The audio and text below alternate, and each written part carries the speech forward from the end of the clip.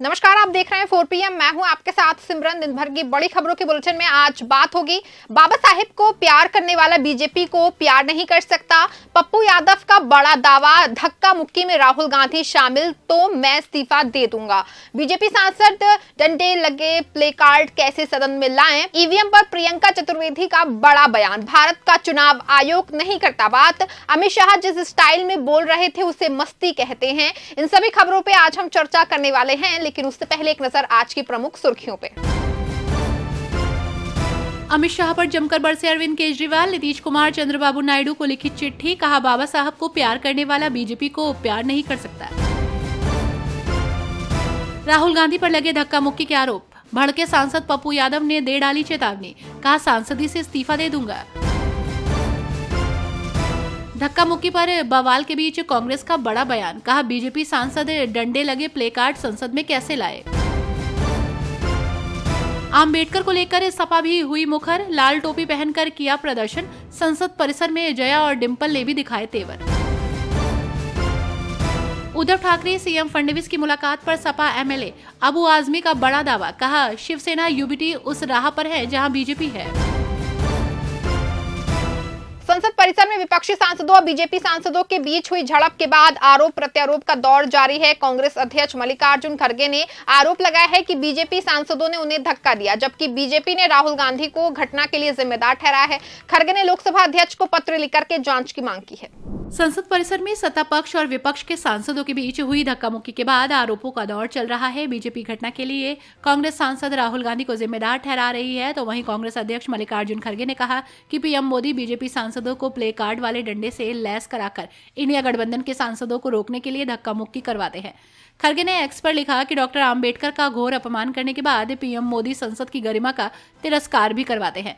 BJP सांसद को मोटे डंडे वाले प्ले कार्ड से लैस कर इंडिया गठबंधन के सांसदों के शांतिपूर्ण प्रदर्शन को रोकने के लिए धक्का मुक्की करवाते हैं, जिससे डॉक्टर आम्बेडकर संसद, संविधान और लोकतंत्र के प्रति उनकी दुर्भावना एक्सपोज ना हो।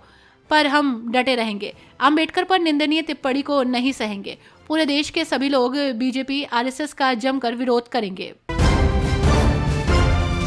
संसद का ये सत्र काफी हंगामेदार रहा। गुरुवार को संसद में प्रदर्शन के दौरान धक्का मुक्की देखने को मिली। बीजेपी इसको लेकर के राहुल गांधी पे आरोप लगा रही है, तो वहीं अब पूर्णिया से सांसद पप्पू यादव ने कहा कि अगर धक्का मुक्की में राहुल गांधी का हाथ जो है वो निकलता है तो मैं सांसदी से इस्तीफा दे दूंगा। बीजेपी अमित शाह को बचाने के लिए ये सब कुछ नाटक कर रही है। संसद में केंद्रीय गृह मंत्री अमित शाह के डॉक्टर अंबेडकर पर दिए गए बयान के बाद से ही हंगामा देखने को मिल रहा है। आज भी हंगामेदार माहौल रहा। संसद परिसर में एक तरफ सत्ता पक्ष के नेता पोस्टर बैनर लेकर पहुंचे, तो वहीं विपक्ष के नेताओं ने भी पोस्टर बैनर निकालकर प्रदर्शन करना शुरू कर दिया। इस दौरान धक्का मुक्की भी हुई, जिसमें 2 सांसद घायल हो गए। इस पूरी धक्का मुक्की का आरोप बीजेपी राहुल गांधी पर लगा रही है, तो वहीं इसको लेकर पूर्णिया सांसद पप्पू यादव ने बड़ा दावा किया है। उन्होंने कहा कि अगर इसमें राहुल गांधी का कोई रोल साबित होता है तो मैं इस्तीफा दे दूंगा। पप्पू यादव ने कहा कि मैं 7 बार से सांसद हूं, वहीं अब तक इस तरह का माहौल मैंने नहीं देखा जब पक्ष मारने पर उतारू हो जाए। पप्पू यादव ने कहा कि जिस वक्त ये धक्का मुक्की हुई, राहुल सदन में चले गए थे, उन्हें मैं ही लेकर आया ताकि सत्ता पक्ष और विपक्ष की तनातनी कम हो सके। सपा ने प्रदर्शन के दौरान कहा कि बीजेपी की कथनी और करनी में बहुत फर्क है। ये प्रदर्शन अमित शाह की ओर से की गई टिप्पणियों के विरोध में है। बाबा साहेब ने सिर्फ पिछड़े वर्ग और दलितों के अधिकारों की बात नहीं की है, बल्कि संविधान में सभी के अधिकारों की बात की। संविधान निर्माता बाबा साहब डॉक्टर भीमराव अंबेडकर पर संविधान पर चर्चा के दौरान केंद्रीय गृह मंत्री अमित शाह की ओर से की गई टिप्पणी को लेकर विवाद थमता नहीं दिख रहा।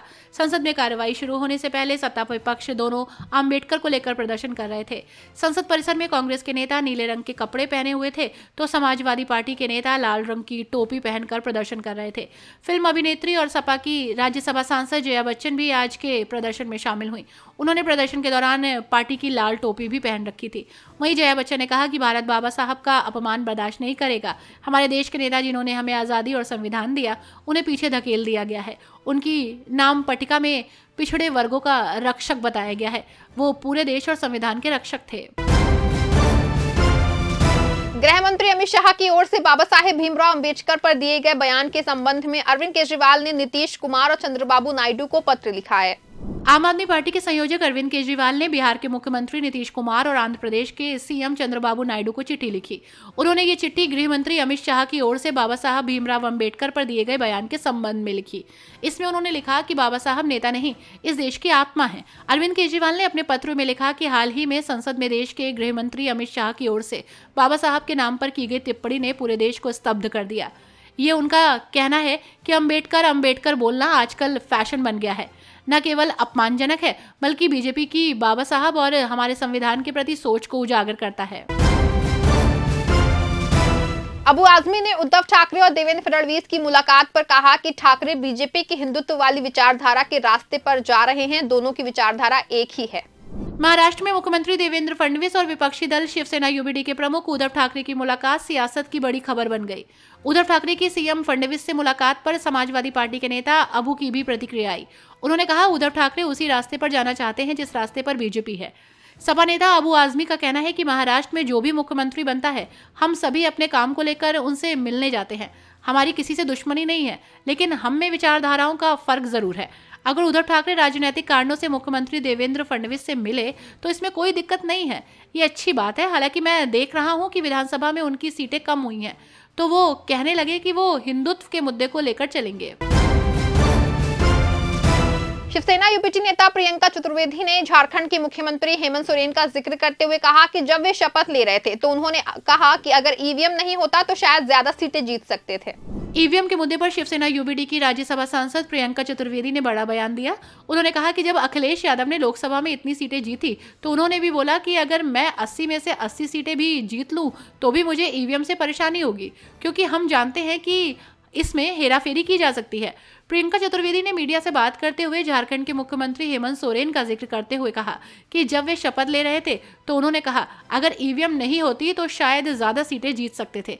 इसलिए ये कहना गलत है कि जब हम जीत रहे होते हैं तो हम चुप रहते हैं, जब हम हार रहे होते हैं तो हम बोलते हैं। उन्होंने कहा कि ये दुर्भाग्यपूर्ण है कि भारत का चुनाव आयोग इस बारे में बातचीत और बहस करने की बजाय इस तथ्य को पूरी तरह से खारिज कर देता है कि महाराष्ट्र का हर गांव नतीजों को चुनौती दे रहा है। शिवसेना यूबीटी के राज्यसभा सांसद संजय राउत ने एकनाथ शिंदे से पूछा कि कब बन गए आप राष्ट्रीय स्वयंसेवक संघ के। बीजेपी जैसी कैसी पार्टी है जो खाली हाथ बैठी है। शिवसेना यूबीडी के राज्यसभा सांसद संजय राउत ने महाराष्ट्र के उप मुख्यमंत्री एकनाथ शिंदे और उनकी पार्टी शिवसेना पर निशाना साधा। उन्होंने कहा कि राष्ट्रीय स्वयंसेवक संघ के साथ हमारे रिश्ते बहुत अच्छे रहे। हम हमेशा बाला साहब ठाकरे के विचारों से चले। जो नई शिवसेना बनी है वो बीजेपी की शाखा बन गई है।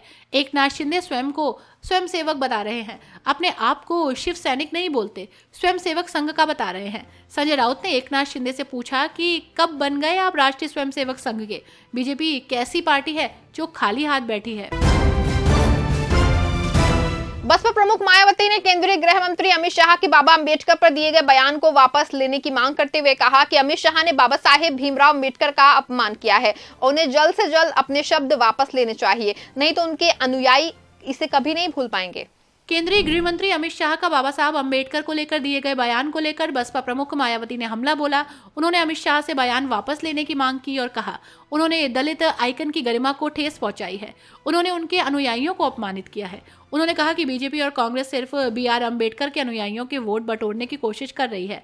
उन्होंने कहा कि हमारी पार्टी का मानना है कि अमित शाह ने बाबा साहब भीमराव अम्बेडकर का अपमान किया है। उन्हें जल्द से जल्द शब्द वापस लेने चाहिए, नहीं तो उनके अनुयायी इसे कभी नहीं भूल पाएंगे। इस बुलेटिन में फिलहाल बस इतना ही। आप देखते रहें 4 PM। धन्यवाद।